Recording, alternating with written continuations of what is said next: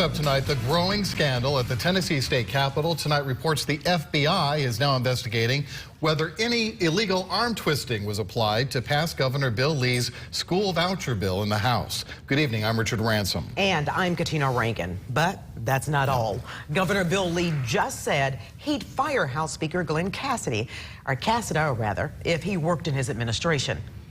Lots to get to and lots to get you caught up on. Let's go straight to Local 24 News Weekend anchor Annette Pegler for tonight's top story. Annette, what have you learned? Katina and Richard, Governor Bill Lee changing his tune from yesterday when reporters asked if he believes Speaker Casada was fit to continue leading the House of Representatives. This development comes as a growing list of Democrats and Republicans pushed for his resignation.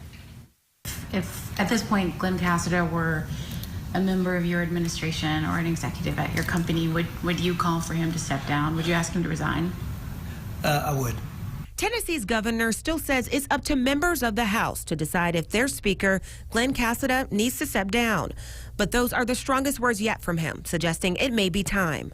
Other Republican lawmakers like Lieutenant Governor Randy McNally also saying if Casada were a member of the Senate, he would call on him to resign, along with organizations like the Tennessee Firearms Association. In addition to racist and lewd texts, there are allegations of eavesdropping, the secret installation of white noise equipment, and possible electronic bugging.